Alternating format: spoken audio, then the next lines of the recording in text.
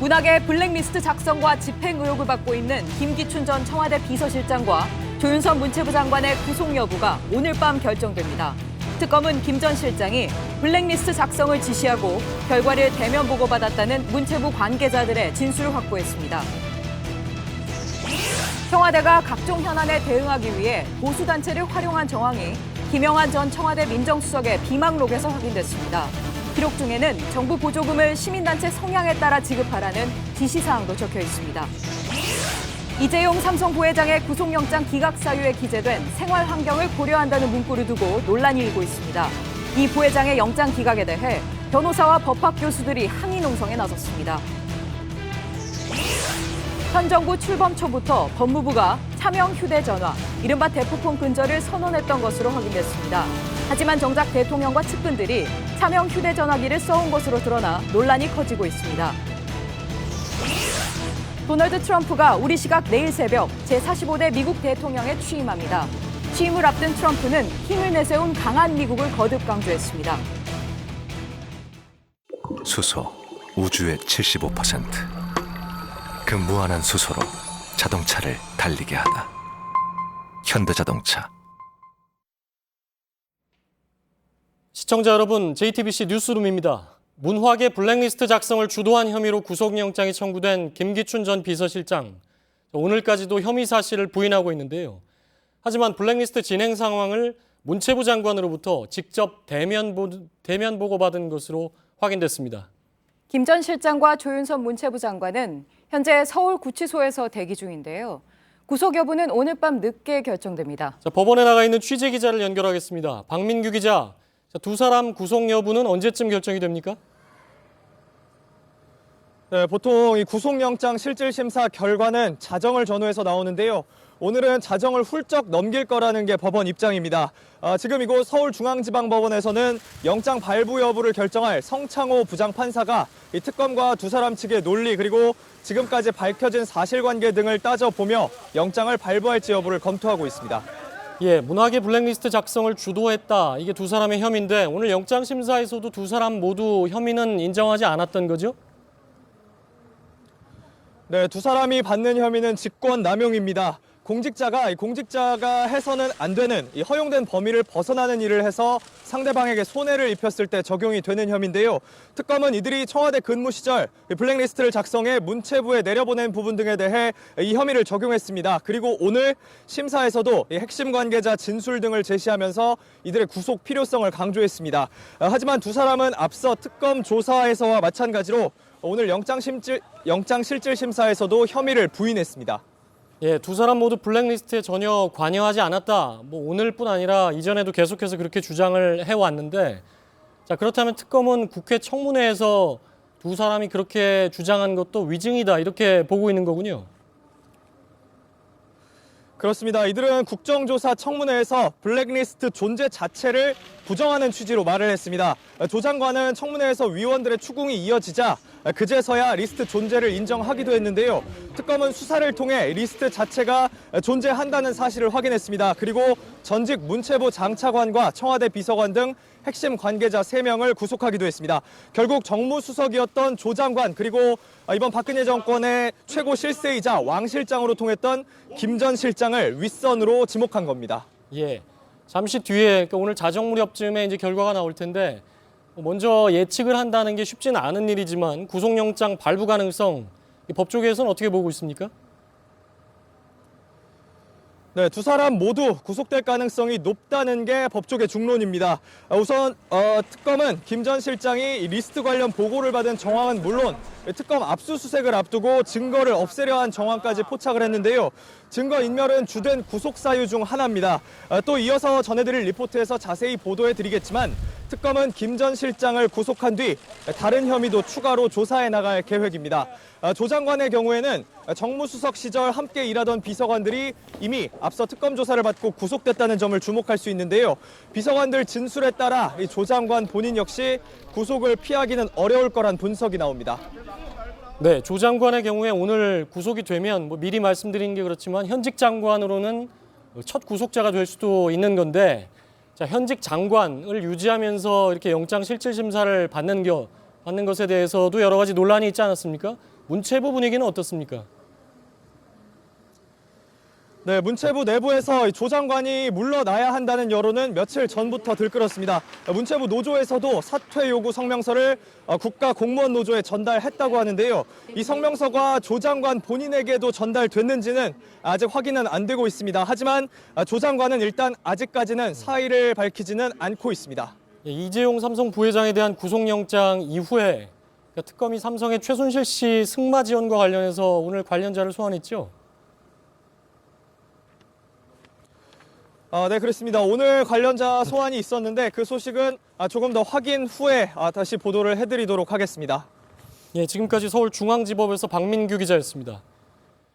김기춘 전 비서실장은 지금 들으신 것처럼 블랙리스트 관련 혐의를 여전히 부인하고 있는데요. 하지만 특검은 김 전 실장이 청와대 자기 방으로 문체부 장관을 직접 불러서 블랙리스트와 관련된 진행 상황을 직접 챙겼다. 이런 진술을 확보했습니다. 서복현 기자의 단독 보도입니다.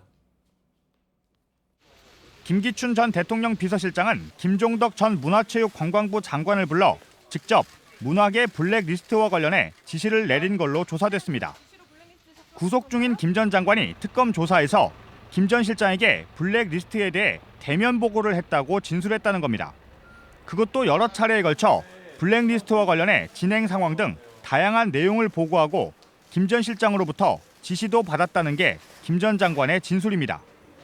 서면 보고의 경우 김 전 실장이 보지 않았다고 해버리면 입증이 쉽지 않습니다. 하지만 대면 보고를 했다는 진술은 김 전 실장이 블랙리스트 작성과 활용을 총괄 지휘했다는 명확한 증거가 될 거란 게 특검의 판단입니다. 앞서 김 전 실장은 국회 청문회에서 블랙리스트에 대해 전면 부인했습니다. 뭐 블랙리스트니 뭐 좌파를 어떻게 해라. 전 그런 얘기 한 일이 없습니다. 특검은 김 전 실장이 이처럼 국회에서까지 거짓 주장을 해온 만큼 증거인멸 가능성도 있어 구속이 반드시 필요하다는 입장입니다. JTBC 서복현입니다.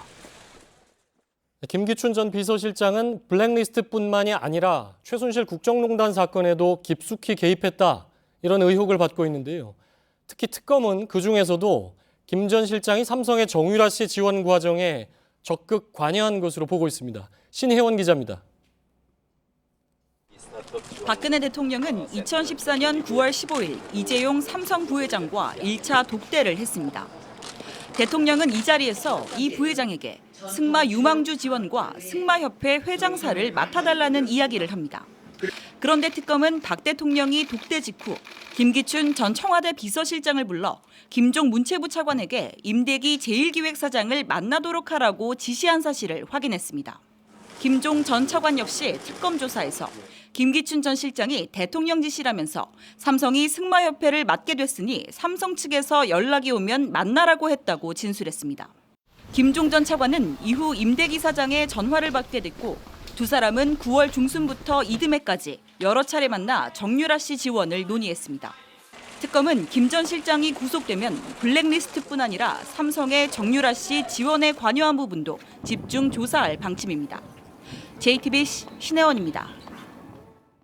수사를 받는 피의자의 구속 여부를 결정할 때 가장 중요한 부분은 증거인멸이나 도주 우려겠지요.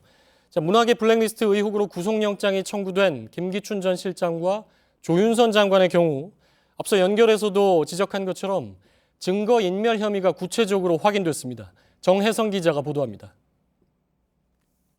박영수 특검팀은 김기춘 전 청와대 비서실장이 압수수색을 앞두고 자택에서 여러 차례 서류를 빼돌리는 CCTV 영상을 확보했다고 밝혔습니다.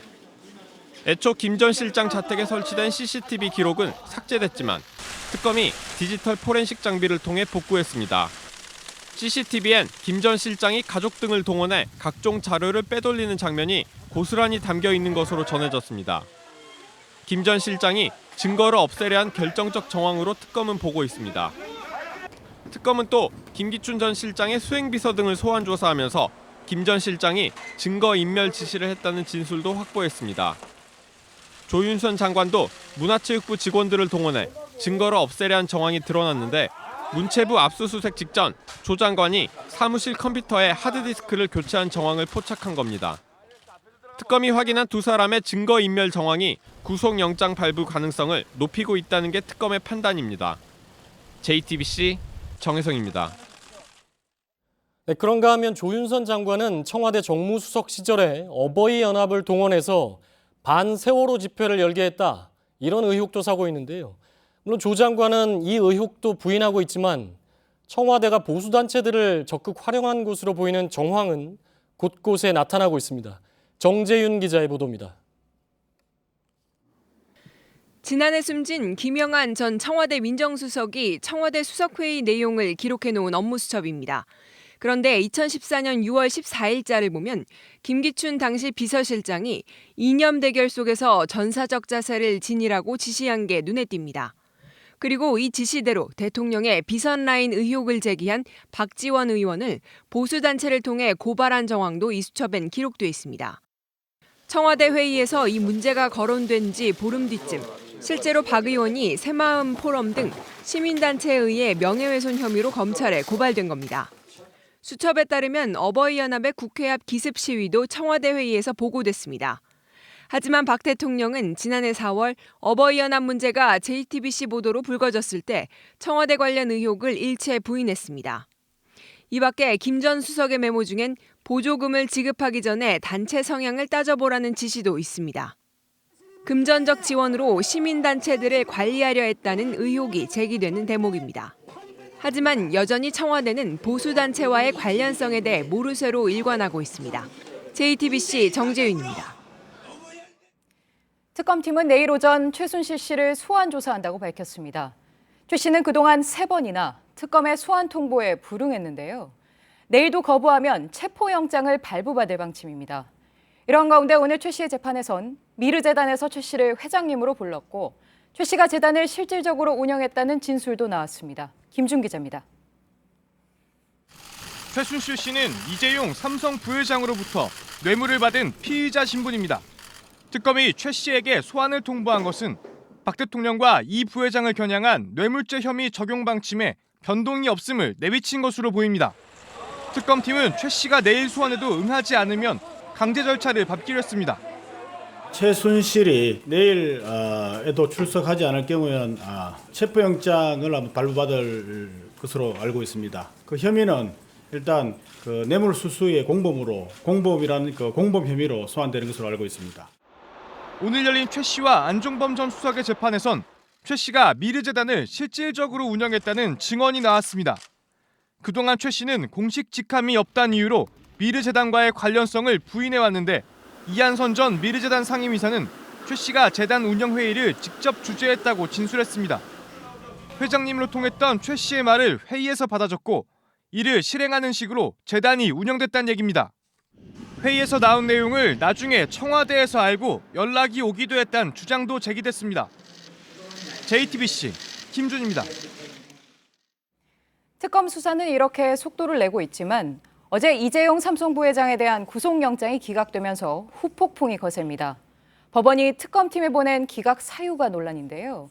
이 부회장의 주거와 생활 환경을 고려했다는 문구가 나와 논란이 일고 있습니다. 백종훈 기자입니다. 어제 새벽 조희연 서울중앙지법 영장 전담 판사는 이재용 삼성전자 부회장에 대한 구속영장을 기각했습니다. 언론에 보낸 기각 사유엔 범죄 혐의에 대한 소명이 부족하고 구속의 필요성과 상당성을 인정하기 어렵다는 취지였습니다. 그런데 법원이 특검팀에 보낸 기각 사유가 구체적으로 공개되며 논란이 되고 있습니다. 기각 사유 중에 피의자의 주거 및 생활 환경 고려라는 문구가 포함돼 있기 때문입니다. 이 부회장이 구치소에서 생활하기 어렵기 때문에 영장을 기각해 준 게 아니냐는 의혹이 제기됐습니다. 법원은 생활 환경 고려는 주거지가 뚜렷해 도주 우려가 없다는 의미로 관용적으로 쓰는 문구라고 했습니다. 하지만 조 판사가 지난해 신동빈 롯데 회장의 구속영장을 기각한 사례 등까지 거론되고 조 판사의 이름이 포털사이트 실시간 검색 순위에 오르는 등 논란은 거세지고 있습니다. 이뿐만 아니라 김기춘 전 비서실장의 영장 심사를 맡은 성창호 판사도 함께 주목받고 있습니다. 특히 성 판사가 물대포에 맞아 숨진 백남기 씨의 부검영장을 발부한 사실이 알려지면서 비난이 일기도 했습니다. 시민들의 이 같은 반응 배경엔 재벌 총수의 뇌물 혐의에 대한 비판적인 여론이 반영됐다는 분석도 나옵니다. 근본적으로 중대한 혐의를 받는 피의자의 구속 여부를 판사 한 명이 판단하는 시스템이 문제라는 지적까지 제기되고 있습니다. 이런 가운데 특검은 이 부회장에 대한 구속영장 재청구도 검토 중입니다. JTBC 백종훈입니다. 이 부회장의 구속영장 기각에 대해 시민들만 반발하는 게 아닙니다. 법조계의 반발도 거세지고 있는데요. 변호사와 법학 교수 등 60여 명은 오늘 기자회견을 갖고 영장 기각에 반대하는 노숙농성에 들어갔습니다. 최규진 기자입니다. 오늘 오후 열린 기자회견엔 권영국 민변 변호사 등 법조계 인사 60여 명이 참여했습니다.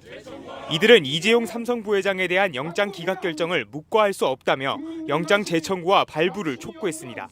성역은 없어야 하고 이재용에 대한 구속영장 실질심사는 그 가늠자였다. 그러나 조희연 판사는 구속영장 기각으로 법원의 역사적인 역할과 책무를 외면했다. 증거인멸 우려도 제기했습니다. 이재용 부회장은 삼성그룹의 실질적인 총수로서 삼성이 조직적으로 관련 증거를 은폐할 가능성이 있고 청문회에서 위증 혐의로 고발도 당했습니다. 이들은 법원이 국정농단의 진상을 밝히고 정경유착의 고리를 끊어야 한다며 법원 앞에서 25일까지 릴레이 농성에 들어간다고 밝혔습니다. JTBC 최규진입니다. 국회 탄핵소추위원단이 대통령이 기업을 상대로 돈을 내라고 요구한 행위 자체가 헌법을 위반한 것이라는 내용을 헌재에 추가로 제출하기로 했습니다. 탄핵 심판은 형사재판이 아니기 때문에 대가를 바라고 돈을 내느냐가 중요한 게 아니라 돈을 내라고 대통령이 요구한 것 자체가 탄핵 사유가 된다는 겁니다. 윤영탁 기자입니다. 국회 탄핵소추위원단은 박 대통령이 대기업에 돈을 내라고 한 것 자체가 중대한 탄핵 사유란 점을 명확히 했습니다. 대가를 약속하고 했든 그렇지 않고 기업의 주장처럼 강요를 한 것이든 중대한 헌법 위배 사유라는 겁니다. 이를 권력적 사실 행위라고 규정했습니다.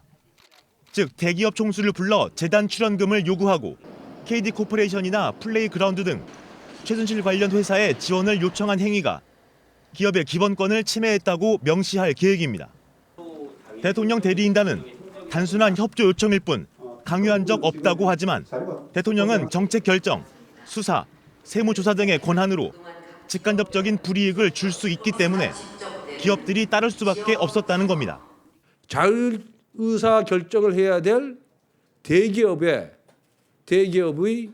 자율의사권을 침해함으로 인해서 결국은 시장 경제 질서를 훼손한 것입니다. 이런 내용이 인정될 경우 삼성 부회장의 영장 기각이나 더 나아가 향후 뇌물죄 인정 여부와 탄핵 심판은 무관하게 진행된다는 게 소추위원단 측 입장입니다. JTBC 윤영탁입니다. 국회 소추위원단은 대략 2월 말쯤이면 결론이 나올 것이다 이렇게 전망을 하고 있는데요.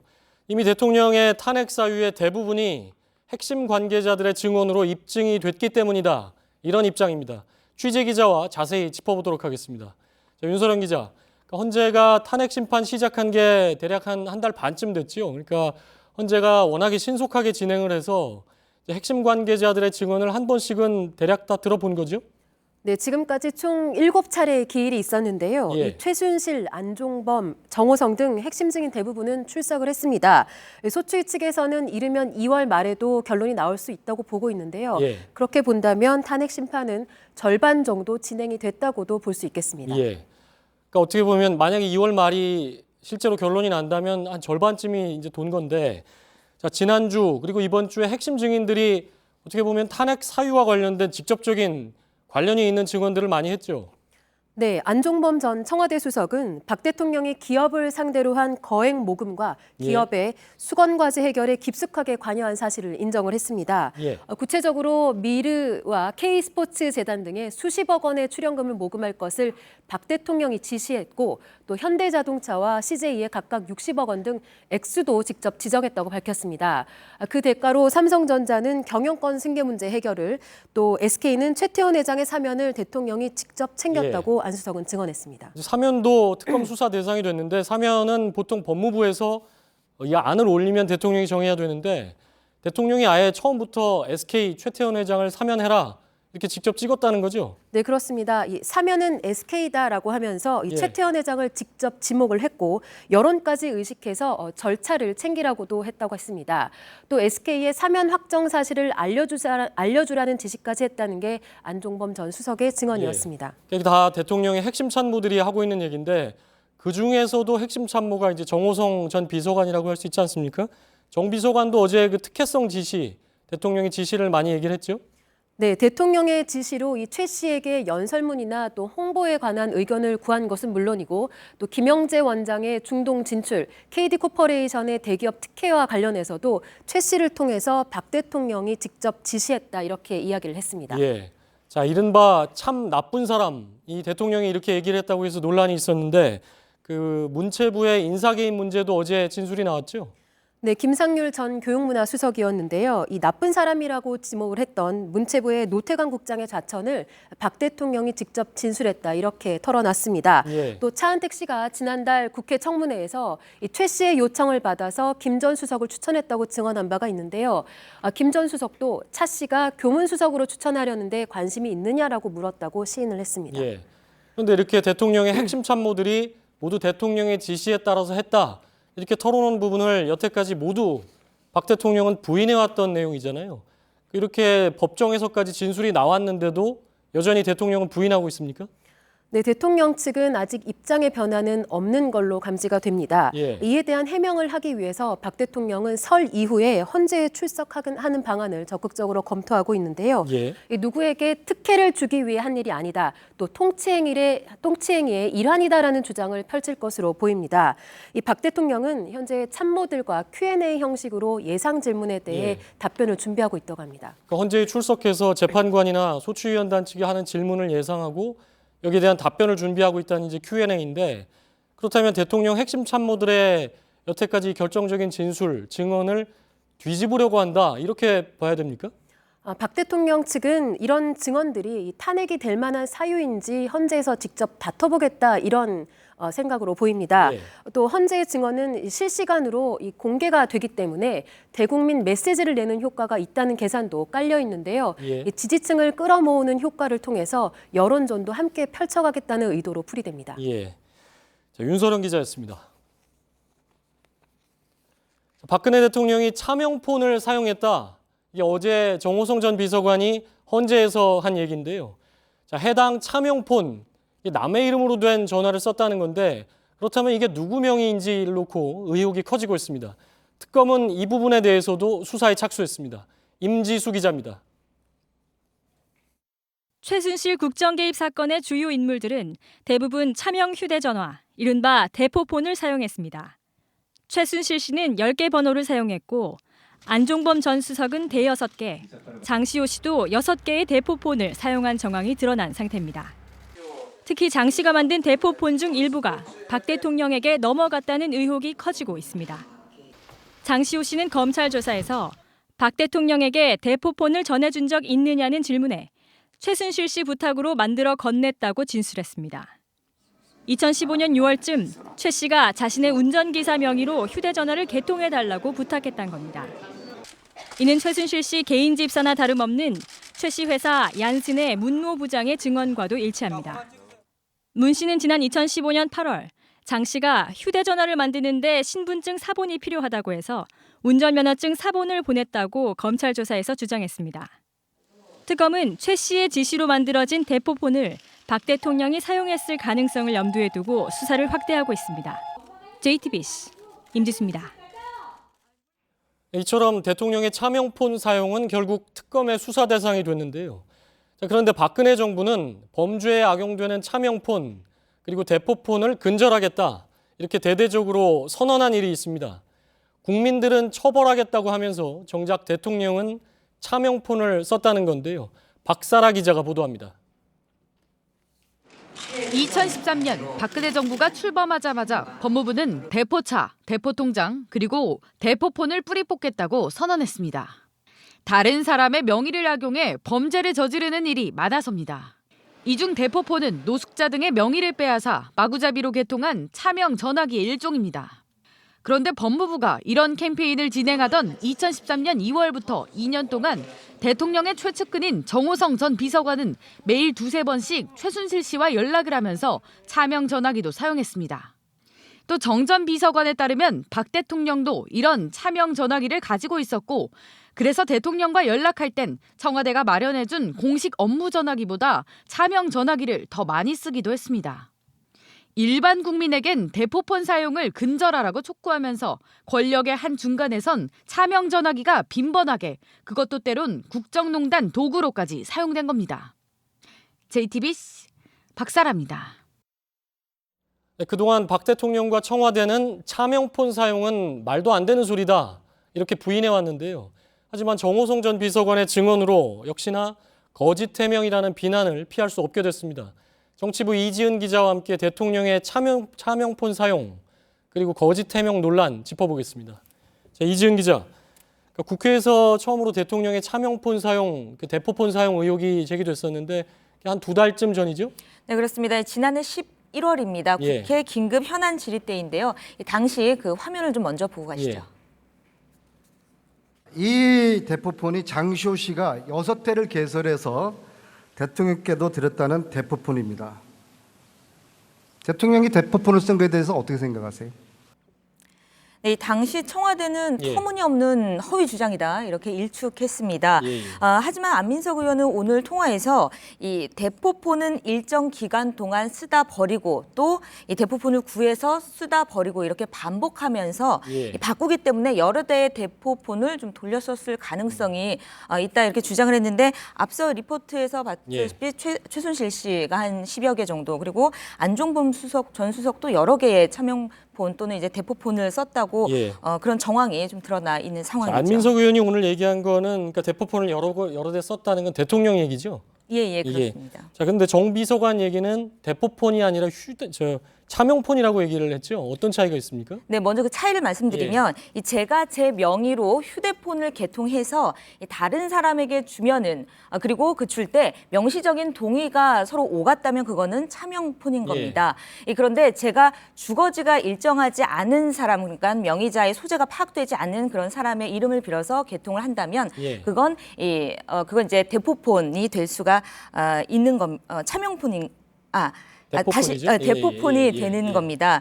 이 범죄 조직들이 주로 하는데 이 노숙자라든지 아니면 이미 사망한 사람의 명의를 빌어서 하는 경우가 이렇게 해당이 되겠습니다. 그렇죠. 경찰에서 흔히 조폭 단속할 때 대포폰을 사용했는데 뭐 노숙자 명의로 했다 이런 얘기들을 했는데 자, 그렇다면 이게 누구 명의로 된 차명폰인지는 확인이 됐습니까? 네, 정 전 비서관은 자신의 명의로 개통을 해서 줬는지 아니면 다른 사람의 이 명의로 개통을 해서 줬는지 그리고 또 이제 자기가 자신의 다른 사람의 명의를 빌어서 휴대폰을 개통해서 대통령에게 줬는지 그 여부에 대해서 명확하게 이야기를 하지 않았습니다. 이 정 전 비서관이 이 차명폰이라고 했지만 이 정말로 법적으로 차명폰인지 아니면 대포폰인지 수사가 좀 필요한 부분이겠습니다. 그런데 사실은 이것보다도 이 대통령이 남의 명의로 휴대폰을 사용해 왔다는 것 자체가 좀 정상적이지 않다는 지적이 나옵니다. 그래서 논란거리인데 그런데 대통령이 왜 본인 이름이 아니라 남의 이름으로 된 휴대폰을 썼다는 거죠? 네, 이 정 전 비서관이 어제 헌재에서 차명폰을 사용할 때가 많았다 이렇게 이야기를 했는데요.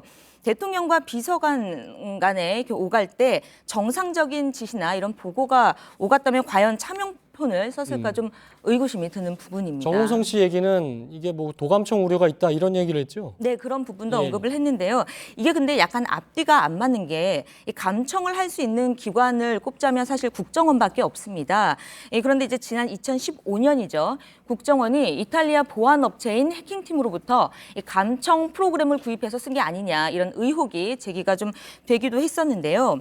당시 그 이병호 국정원장은 대북 해외 정보전을 위한 그런 연구 개발용이다 이렇게 얘기를 했습니다. 그러니까 실제로 쓰지 않았다라는 취지로 얘기를 한 겁니다. 그리고 또 무엇보다 현직 대통령의 휴대전화를 과연 국정원이 도청했을까 이런 합리적인 의심이 좀 드는 부분이기도 합니다. 그런 얘기는 있었죠. 그러니까 해외에서 미국 CIA가 뭐 메르켈을 도청했다. 그래서 우리나라도 대상이 되느냐 뭐 이런 얘기 나왔기 때문에 그런 건 있습니다만 사실 그것 때문에 뭐 차명폰을 썼다? 뭐 그렇다면 CIA가 차명폰이면 그걸 못했을까 하는 얘기도 나올 수 있고요. 어쨌든 그 차명폰 썼다는 부분은 논란거리인데 특검이 지금 수사에 착수를 했다고 얘기를 했는데 이게 처벌 대상이 대포폰인 경우엔 될 수도 있는 거죠? 네, 그렇습니다. 우선 이 누군지 모르는 사람의 이름으로 휴대전화를 개통해서 사용할 경우, 그러니까 대포폰이 되겠죠. 전기통신사업법 위반 등의 혐의가 적용돼 이것을 어기면 3년 이하 징역 또는 1억 원 이하 벌금형에 처해집니다. 그런데 최근 다른 사람이 개통해 놓은 대포폰을 넘겨받아서 그거를 이용한 사람도 처벌하는 확정 판례가 나왔습니다.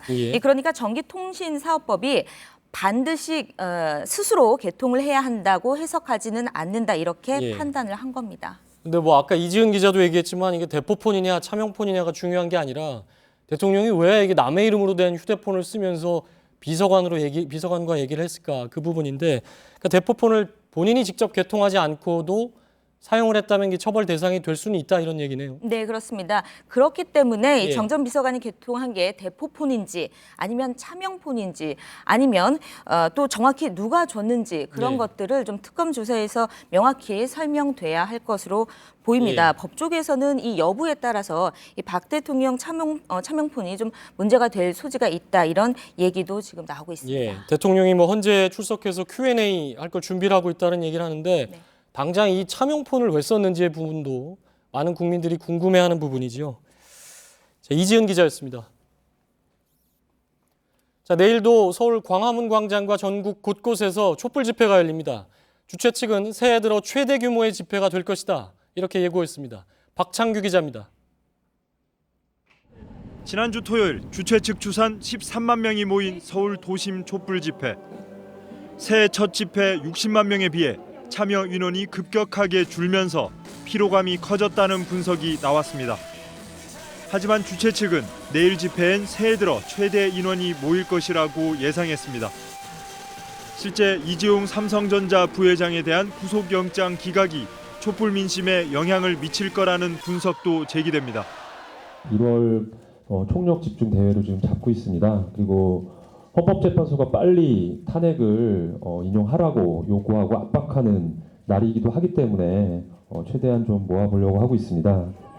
내일 집회는 이 부회장 구속영장 기각에 항의하는 의미로 태평로 옛 삼성 본관 앞과 을지로 롯데 본사 앞을 행진할 예정입니다. 오후 3시엔 용산 참사 8주기를 맞아 철거민 노점 상인들이 광장에서 발언 시간을 진행하고 이후 6시 본 집회에선 중소상인과 여성 비정규직 노동자들이 무대에 오릅니다. 박사모 등 친박단체들도 광화문 광장 근처에서 탄핵 기각을 위한 태극기 집회를 엽니다. 박근혜 대통령에게 보내는 편지와 엽서를 받아 청와대에 전달하는 러브레터 퍼포먼스로 지지 세력 결집을 시도합니다. JTBC 박창규입니다. 새누리당 윤리위원회가 친박계 핵심 의원 3명에게 중징계를 결정했습니다. 20여일을 끌어온 임명진 비대위원장의 인적 쇄신 결과인데요. 하지만 여전히 미흡하다는 지적이 당내에서도 나옵니다. 고석순 기자입니다. 새누리당의 인적 쇄신 작업이 마무리 수순에 들어갔습니다. 오늘 당 윤리위원회가 친박계의 구심점인 서청원, 최경환 의원을 3년 당원권 정지라는 중징계에 처하면서입니다. 이들의 징계 사유는 지난 4.13 총선 등의 국면에서 당을 분열시켰다는 겁니다. 계파 갈등을 야기해 당을 분열에 이르게 하는 등 당 발전을 극히 저해하고 민심을 이탈케 한 책임을 물어 두 사람과 함께 당 윤리위에 제소됐던 윤상현 의원은 당원권 1년 정지를 당했습니다. 그나마 위원회에 출석해 소명을 했다는 점이 고려된 겁니다. 당원권이 정지되면 당내에서 아무것도 할 수 없습니다. 서 의원과 최 의원의 경우 2020년 1월에야 징계가 끝나기 때문에 그해 4월에 있을 총선 공천에서 불이익을 받을 가능성이 큽니다. 해당 의원들은 즉각 반발했습니다. 특히 서 의원은 징계 효력 정지 가처분 신청을 내겠다고 밝혔습니다. 하지만 당내에서 이들을 옹호하는 목소리는 크지 않습니다. 오히려 윤리위가 현직 당원인 박근혜 대통령에 대한 징계를 무기한 연기한 걸 놓고서 반쪽 쇄신이라는 지적도 나오고 있습니다. JTBC 고석승입니다. 역사 교과서 국정화에 대한 반대 여론에 밀린 정부가 국정과 검정을 혼용하겠다는 입장을 밝혔죠. 그런데 오늘 검정교과서 집필진이 집필 거부를 선언했습니다. 집필 기간이 턱없이 짧아졌고 검정교과서의 집필 기준을 국정교과서와 동일하게 유지하고 있어서 이대로 가면 무늬만 검정교과서일 뿐 제2의 국정교과서가 나올 수밖에 없다는 설명입니다. 이런 가운데 국회에선 국정화 금지법이 상임위를 통과했습니다. 홍지우 기자입니다. 기존 고등학교 검정 역사 교과서를 쓴 집필진 대표들이 한자리에 모였습니다. 내년부터 적용되는 새 교육 과정에 맞춘 검정 교과서 집필을 거부하기 위해서입니다. 중학교 역사 교과서 집필진 일부도 집필 거부에 동참하겠다는 뜻을 밝힌 것으로 알려졌습니다.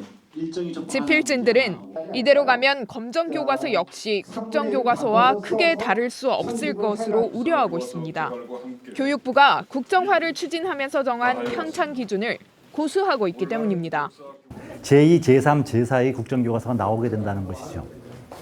그러면 검정교과서를 쓸 의미가 없죠. 검정교과서의 장점은 똑같은 사건이나 인물에 대해서 다르게 해석할 수 있는 게다가 교과서 집필에 아무리 적게 잡아도 1년 반은 걸리는데 1년 만에 만들려면 부실한 교과서가 될 수밖에 없다는 겁니다. 하지만 기존 집필진의 입장과 상관없이 출판사들이 다른 필자를 구해 제작을 강행할 가능성도 제기됩니다. 출판사 입장에서는 다른 과목 교과서도 만들어야 하는 만큼 교육부의 눈치를 볼 수밖에 없기 때문입니다. 한편 오늘 국회 교육문화체육관광위원회에선 역사 과목에 대해 국정교과서 사용을 금지하는 이른바 국정화 금지법이 통과됐습니다. 다음 임시국회에서 법사위와 본회의 표결을 통과할 경우 교육부는 국검정 혼용 방침을 다시 수정해야 합니다. JTBC 홍지유입니다. 부산 총영사관 앞에 위안부 소녀상이 설치된 이후 일본의 도넘은 대응이 이어지고 있습니다. 이번엔 평창 동계올림픽 홈페이지를 트집 잡았습니다. 독도가 한국 영토로 표기된 걸 없애달라는 겁니다. 전영희 기자입니다. 내년 2월 열리는 평창 동계올림픽 홈페이지입니다. 경기장 위치를 설명하는 지도에 동해와 독도가 표기돼 있습니다. 영어와 프랑스어, 중국어 홈페이지에도 마찬가지입니다. 영어 홈페이지 한국의 관광명소 코너엔 독도는 한국인에게 특별한 장소이며 한국인은 독도를 지키는데 자부심이 있다는 소개글도 실려 있습니다. NHK 등 일본 언론은 기시다 후미오 일본 외무상이 이 홈페이지를 문제 삼았고 한국 정부에 적절한 조치를 요청했다고 보도했습니다. 일본은 올림픽에서 어떠한 형태의 정치적 선전도 허용하지 않는다는 올림픽 헌장 50조를 근거로 삼았습니다. 독도가 한국의 영토가 아니라 분쟁 지역임을 명확히 한 겁니다. 이에 대해 외교부는 이틀 전 일본의 입장을 전달받았지만 일축했다고 밝혔습니다. 평창 조직이 역시 논평할 일고의 가치가 없다고 말했습니다. 하지만 기시다 외무상은 오늘도 국회 외교연설에서 독도가 일본 영토라는 말을 되풀이했습니다. 우리 정부는 헛된 주장을 즉각 중단하라고 응수했습니다. JTBC 전영입니다. 도널드 트럼프 미국 대통령 시대가 우리 시간으로 내일 새벽 시작됩니다. 취임식에 불참하는 의원이 60여 명에 달하는가 하면 밤 늦게까지 반대 시위가 벌어지는 어수선한 분위기가 이어졌습니다. 최병건 특파원입니다. 트럼프 당선인이 부인 멜라니아와 함께 워싱턴에 입성했습니다. Tomorrow we're going to see something that is going to be so amazing.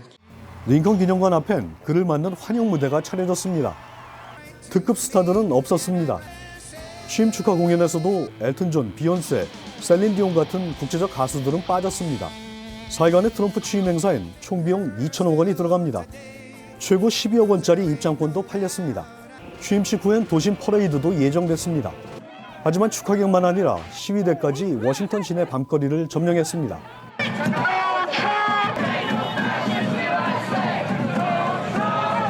워싱턴 전역엔 불상사를 막기 위해 치안병력 2만 8천 명이 깔렸습니다. 사실상 반쪽 축하 분위기는 반쪽 지지율을 반영한 겁니다. 취임식을 앞둔 트럼프 당선인의 지지율은 40%대로 역대 대통령이 높은 기대감 속에 출발했던 허니문 효과는 없습니다. 취임식 불참을 선언한 민주당 의원도 60여 명에 달합니다. 트럼프는 이런 위기를 미국 우선주의로 돌파합니다. 일자리를 기본으로 강한 군대 국경 강화가 핵심입니다. We're not going to let other countries take our jobs any longer. 전 세계 통상 안보 질서의 격변을 예고합니다. 트럼프의 미국은 출발부터 갈라진 나라의 통합이라는 심각한 숙제를 떠안고 있습니다. 워싱턴에서 JTBC 최병건입니다. 대미 무역에서 큰 흑자를 내고 있는 한국 역시 중국 못지않게 트럼프 대통령 취임의 기대보다는 걱정이 큽니다. 미국 우선주의와 보호무역으로 집약되는 이른바 트럼프노믹스로 어떤 불이익을 당할지 불안감이 커지고 있습니다.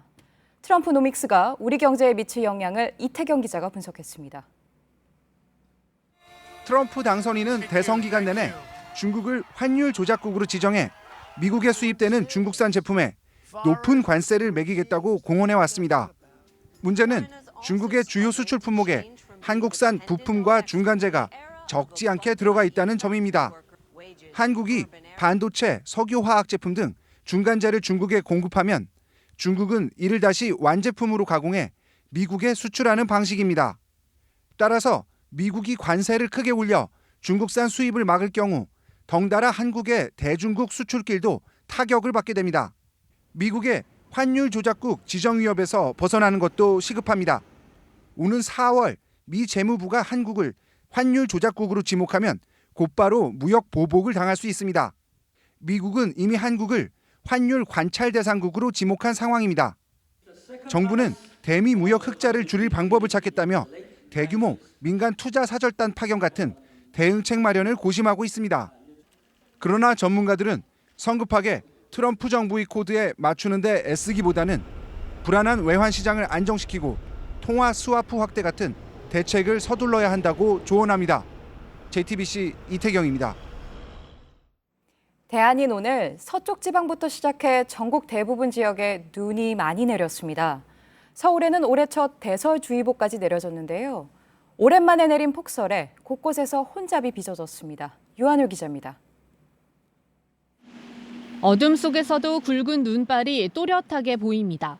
눈발은 갈수록 거세져 새벽 2시 반 서울에 올해 첫 대설주의보가 내려졌고 제설 차량 780대가 동원됐지만 출근길 혼잡은 피할 수 없었습니다. 아침에 일어나 보니까 눈이 소복해서 기분은 좋은데 출근길은 좀 불편하네요. 서울 8cm, 충북보은 13.5cm 등 서쪽 지방을 중심으로 내린 폭설에 서해안 고속도로 서산 나들목에선 오중 추돌 사고가 발생해 1명이 숨지는 등 교통사고도 잇따랐습니다. 김포에서 여수와 제주 등으로 가려던 항공기 24편이 결항했고 인천공항에선 300여 편의 항공기 이착륙이 지연됐습니다. 또 여객기 73개 항로 106척의 운항도 전면 중단됐습니다. 강원도에서는 한 발 늦게 눈이 시작됐지만 삽시간에 엄청난 양이 쌓였습니다. 이미 고성군 간성읍 47cm, 속초 35cm의 적설량을 기록했고 지금도 계속 내리고 있습니다. 눈이 너무 많이 와서 지금 통제된 상태라 2시간째 지금 발이 묶여 있는 상태입니다.